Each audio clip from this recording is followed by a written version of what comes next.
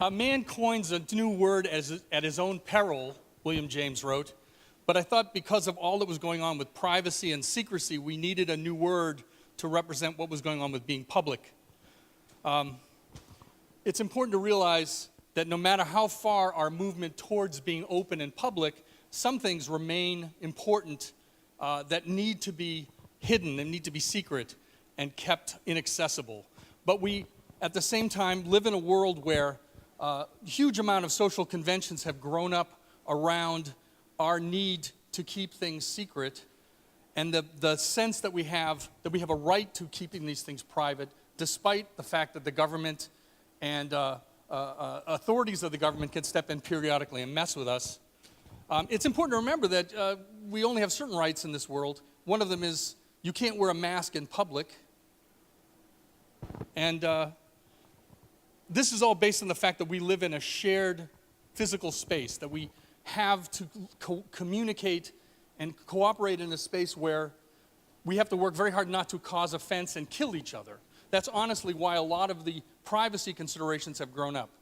When the web first arose and we started to use social media, it was really more about open social discourse. It wasn't very social yet, but the fact is that now Web 2.0 has come along. A new era of technologies have arisen, primarily based around social networks, where we are actually sharing in a funny way, but it's not the common metaphor that's used. We're really not in a shared space online. We're sharing time. But the notions now of publicy are eroding what's going on with our notions of privacy. We are living in a world where increasingly we are open and sharing more and more of our awareness of ourselves and our role in the world with other people. We are starting to have the feeling that there's this innate right to be public online and that it should be supported and we shouldn't get in trouble for it, which is happening with a lot of people. The ultimate thing that's going on here is that as we spend more and more time online and affiliating with other people that are doing the same thing, we're starting to feel that we're getting a benefit out of it. And I commonly say that I am made better by the sum of my connections, and so are my connections. I want to take an example of email and the shift to streaming applications like Twitter and Facebook as just an example. It's how it's changing and the way that it's changing us as a result. It's not just the time. It's not just that the tempo seems faster.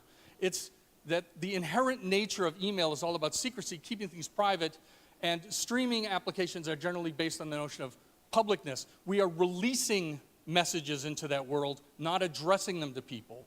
This is not an inbox. We are living in a stream where not only are we releasing things to the world, people release things in the world, and they find their way to us, and they change us profoundly. This is a place where we start to feel that dark influence of that social scene we live in.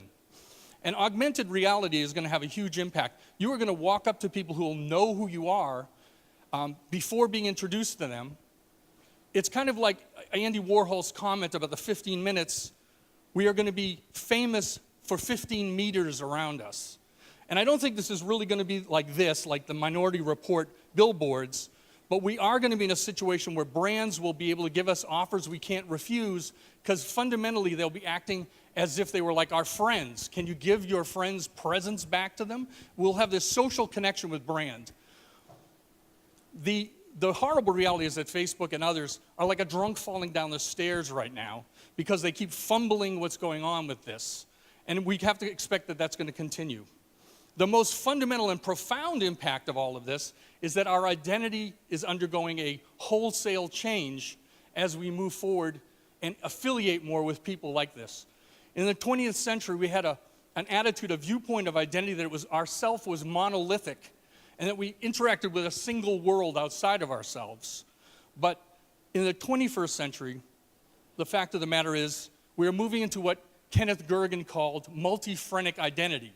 We are finding ourselves involved with a variety of worlds, ultimately having a networked personality in which in each one we're connected to a different world. And as a result, we are being changed profoundly. Despite the problems of the disruptions involved with our changing self and the mistakes that people like Facebook and Google Buzz have made, I remain very optimistic that this world is going to be better as we become more public in the future. Thank you.